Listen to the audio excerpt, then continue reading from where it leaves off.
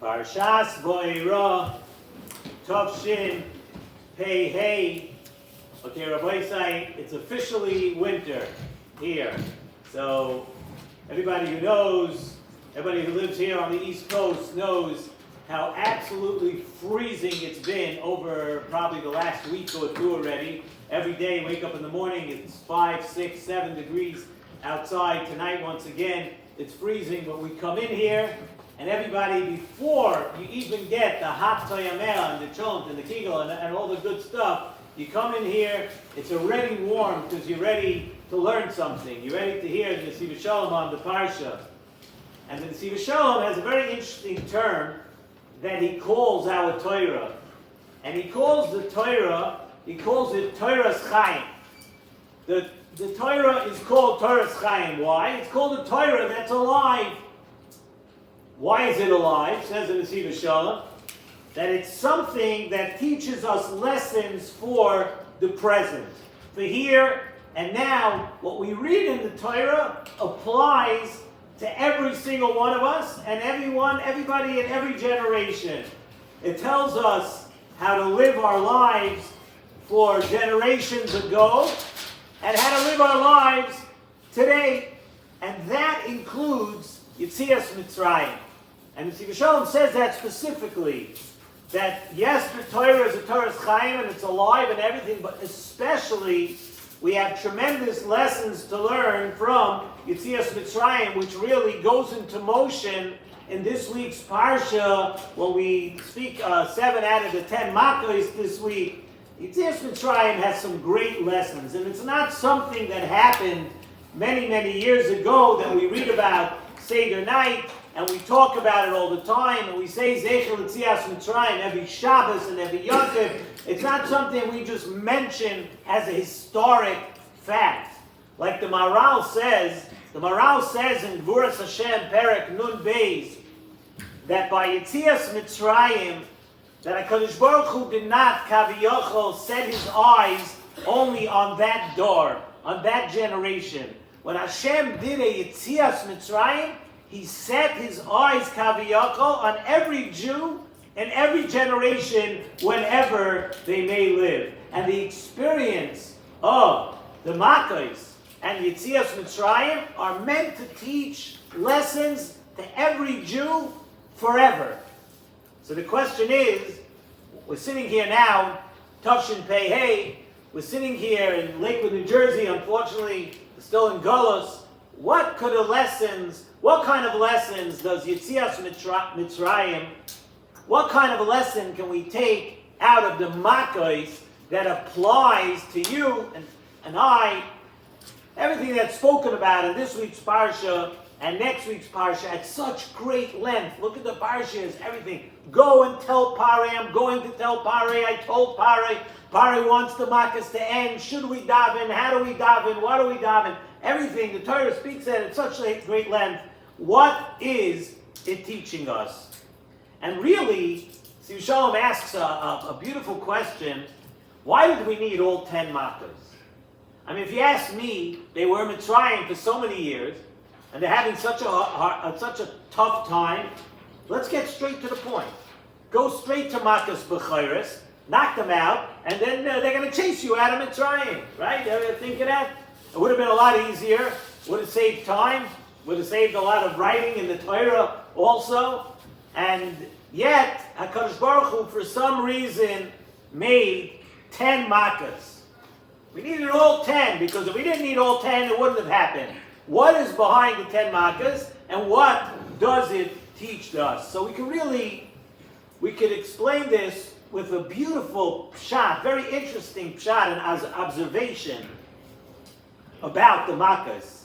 The Sfarim HaKadoshim speak about what we could learn from the famous Chazal, the Gemara, that we say, everybody knows this, we say on Pesach night at the Seder, Rabbi Yehuda hayanoisei bohem simonim ditzach adash ba'achav.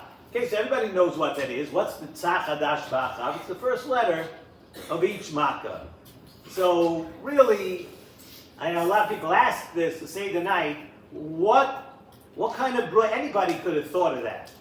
Like, right, anybody could take the first letter of each makkah. What's Rabbi Yehuda adding here? We say all the makkahs, Dam, Tzvardei, Akinim, right? We go through the makkahs, and then we say, you know what? Rabbi Yehuda gave it a siman, Ditzach, Adash, Ba'achav. Okay, wonderful, right? Everybody could have thought of that yourself. Take the first letter and give it a little bit of a shorter name. Create an acronym for the makkahs. What exactly is Rabbi Yehuda adding?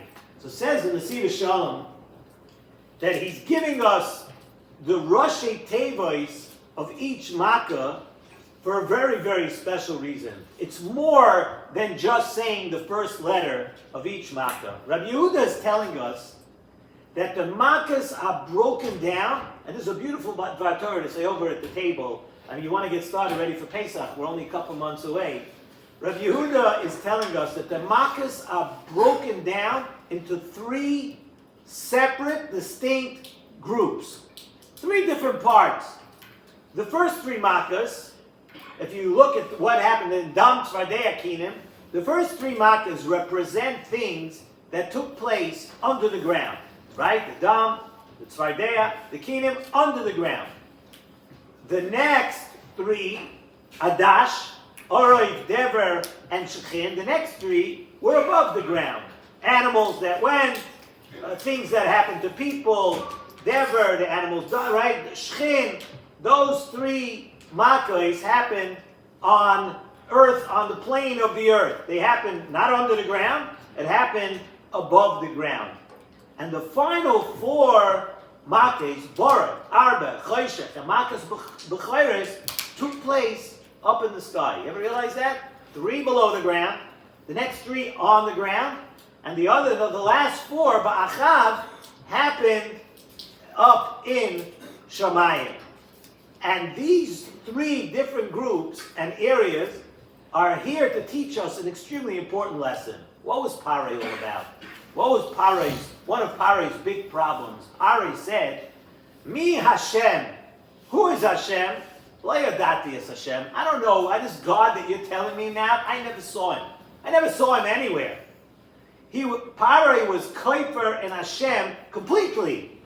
In every part and place of the Bria, Parai says, I'm a powerful king. I've been here, I've been there, I've been up, I've been down, I've been everywhere. I don't know about, I've never heard about this Hashem. I don't know anything about Hashem. So Hashem showed Parai the makkahs in every part of the Bria. Parai, you say you don't know Hashem. You never saw Hashem. I'm going to show you Hashem. I'm going to show you Hashem below the ground, on people and on chayas and on behemoths that walk the earth. And I'm going to show you up in the sky too, that things are going to rain down from the sky. Things are going to go up in the sky. A malach is going to come kill all the chayas. Things are going to happen that are crazy that you're not going to know. Below the ground, on the earth, and above.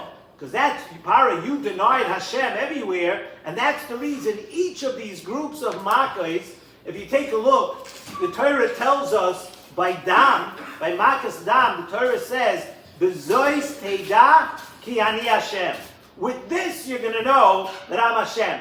It says that by Makkahs Dam. By Makkahs Oroi, it also says a lashon like that. L'man teida ki ani Hashem. Once again, that you'll know that I am Hashem. And then by Makkahs Borod, ba'avur teida ki ein kamoini b'chol haaretz. So you see that Parai says, Lo yadati es Hashem. The Torah uses a lashon of deya by all 3 things. Below the ground, on the earth, and above the ground. By Dam, by Oroi, and by Bora. And that's a direct answer to Parai saying, Lo yodati es Hashem. Now you know, Parai, now you know that Hashem is in control everywhere. So the answer to our question, we needed all 10 makkahs.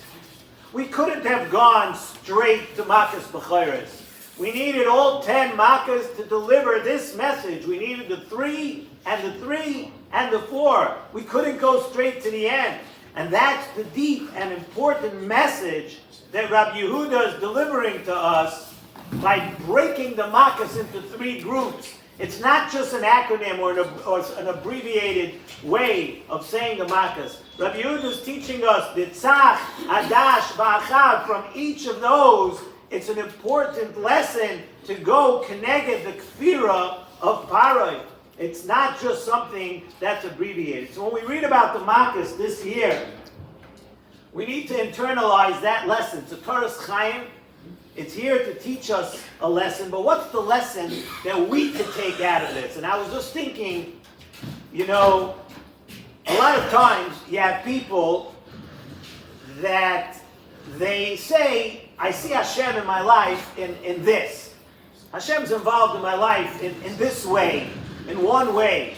But maybe when it comes to work, when it comes to my business, it's all about me because I'm the talented guy and I'm the real go-getter and I'm the one who makes it happen and I make the money and I do things. It's all about me. No, when it comes to certain things, maybe my children, my family, maybe I don't have enough control. Other people feel the other way around, that it's you who provides for your family and this and that. Some brachas in your life, you say, yeah, that has to do with Hashem. The other one, I'm not sure Hashem could have done it without me, right? And if it was someone else, maybe it wouldn't happen. So we sometimes we put things into a compartment that this is more about Hashem, that's less about Hashem.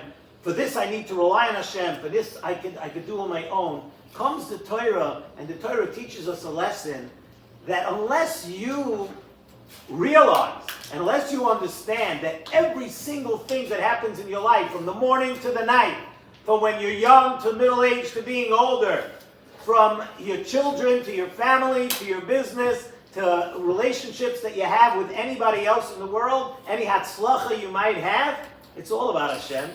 And without Hashem, it would be over in 1 second. Paroi said, Lo yadati es Hashem. Had he meant, Paroi, of course, meant, I don't know Hashem from anywhere. I don't know Hashem from below, on, above, everything. Paroi was a kaifer. But if somebody takes Hashem out of one part of their life, and they feel that this is about me, and I need to do the effort, and it's my effort, and it's my thing, then sorry to say, you're also a kaifer. You're also not believing in Hashem. So the Torah is teaching us here, you have to encompass the full package. We have to see and look inside ourselves to see, is there any lo yadati es Hashem in us, in our inside at all?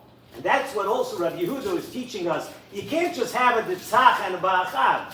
You need adash also. You can't have one or two of the compartments, everything. You need the complete package. So Rabbi Yehuda tells us, he gave us a siman. No, check yourself out. See if there is a Hashem in your life, maybe when you're younger, a little older, whatever it is, different parts of your life, everything is about Hashem. And that's why the Nesivos Shalom, maybe especially over here, tells us this point that the Torah is a Torah's Chaim. It's alive because every generation has their own challenges. Every generation has their own thing. Every time, every season, every person, every situation in life has its own set of circumstances. And sometimes we all slip. Sometimes we don't realize that if we would just have bitachon and rely totally on HaKadosh Baruch Hu, He would take care of everything for us. And that's the lesson we could learn. Torah's Chaim. The Torah is alive. It's there to teach your grandparents and your parents and us and our children for all times, every generation. The lesson that we learn from the Makkos, from Yetzias Mitzrayim, it's talking directly to us, not just as a history lesson. It's telling us how to behave today for every one of us.